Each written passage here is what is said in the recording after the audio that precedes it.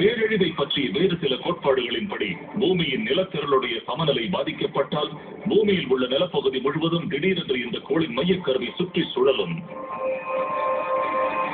Charles ஹாப்குட் அப்படிங்கிற ஒருத்தர் தான் இதை பத்தி எடுத்து சொன்னாரு.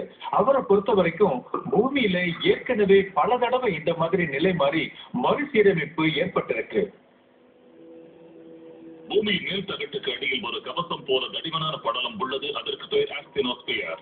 அங்கு பாறை பகுதி மென்மையாக நெகிழும் தன்மையுடன் இருக்கும். எரிமலைக்கு மேல் உள்ள பூமியின் மேல் தகட்டின் 2 பிரிவுகள் ஒன்றின் மேல் ஒன்று இடிக்கும் பொழுது பூகம்பம் ஏற்படுகிறது.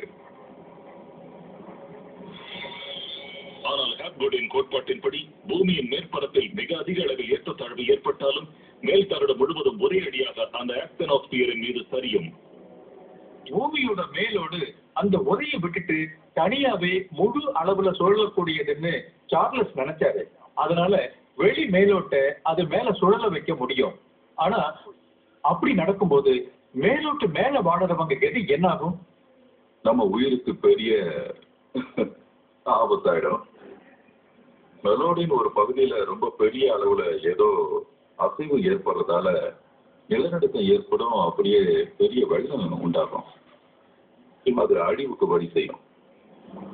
பேரழிவை பற்றிய பல கருத்துக்களில் ஒன்று இது மட்டுமே அல்ல. பலவிதமான கோட்பாடுகள் ஒரே சமயத்தில் பேசப்படுகின்றன. பூமி ஒரு சரியான கோள வடிவில் இல்லை என்பதும் இந்த பயங்கரமான அழிவு அதிகரிக்க ஒரு காரணம் என்று ஹாப்குட் தனது கோட்பாட்டை உருவாக்கினார். இது பூமத்திய ரேகை பகுதியில கொஞ்சம் குறைச்ச மாதிரி இருக்கு. நாம வட துருவத்துல ஒரு இடத்தையும் பூமத்திய ரேகை கிட்ட ஒரு இடத்தையும் கவனிச்சா பூமத்திய ரேகையோட பகுதி தான் ரொம்ப வேகமா சுழலும். அதனால அதுக்கு அதிக கோணமான அசைவு வேகம் கிடைக்கும். நீங்க எப்பவாவது குடை ராட்டினத்துல போயிருந்தா அதோட விளிம்புகளை கெட்டியா பிடிச்சிட்டு இருப்பீங்க. ஆனா அது உங்களை எதிர்ப்புறமா தள்ளிவிட பார்க்கும். அதே மாதிரியான சக்தி தான் பூமியை போல சுழற்சியில இருக்கிற இடத்துல ஏற்படும். இந்த சக்தி எல்லாத்தையும் பூமத்திய ரேகைக்கு பக்கத்துல இழுக்கும். இந்த இடம் நடுவுல கொஞ்சம் படிச்ச மாதிரி இருக்கும். பூமி சரியான வட்ட வடிவமா இல்லைனாலும் அதோட மேலோடு ரொம்ப உறுதியா பிடிச்சுக்கிட்டு இருக்கு. ஆனா அதனால பூமத்திய ரேகைக்கு குறுக்க போற இடங்கள் இப்போ திடீர்னு நீண்டுக்கணும். அவை உடைஞ்சு அல்லது பிளவடைகிற நிலை ஏற்படும். அதனால மாபெரும் நிலநடுக்கங்கள் உண்டாகலாம், பெரிய வெடிப்புகள் ஏற்படலாம். மேலோடு நீண்டுகிறப்போ பிளவுகள் அப்பப்ப விரிவடையும்.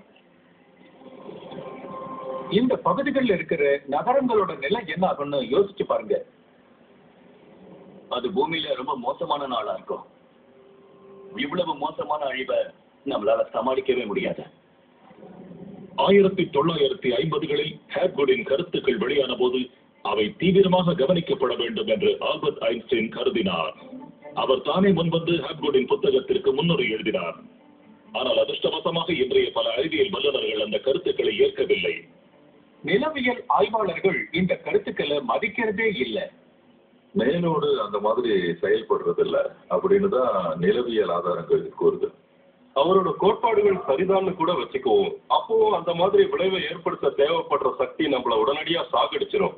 துருவங்கள் இடம் மாறுறத பத்தி கவலைப்பட நேரம் கூட கிடைக்காது. மாபெரும் நிலநடுக்கங்களும் சூப்பர் எரிமலைகளும் 2012இல் உருவாகலாம். அவற்றுக்கு சூரியனோ அல்லது பூமியின் மேல் தகட்டின் இடப்பெயர்ச்சியோ மட்டுமே காரணம் இல்லை.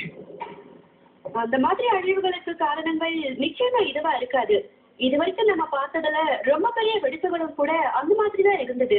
2003லயும் நகரங்கள் அரைத்தட்டமாகல, பேரழிவுகள் ஏற்படல. இன்னும் சொல்ல போனா நாம் அந்த ஆபத்துகள் எல்லாத்தையும் தாண்டிட்டோம். ஆனால் 2012இல் நமக்கு ஆபத்தை விளைவிப்பது சூரியன் மட்டுமல்ல. உலகையே அழிக்கும் நிகழ்வுகளில் மேல் தகட்டின் இடப்பெயர்ச்சிக்கு ஒப்பிடும்படியான ஒரே ஒரு பயங்கரமான விஷயம் உள்ளது.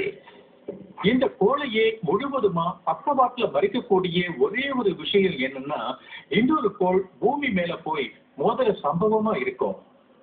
பூமியின் துரதிருஷ்டம் என்னும்படியாக விண்வெளியில் ஏராளமான பெரிய வடிவங்கள் மிதந்தபடி இருக்கின்றன.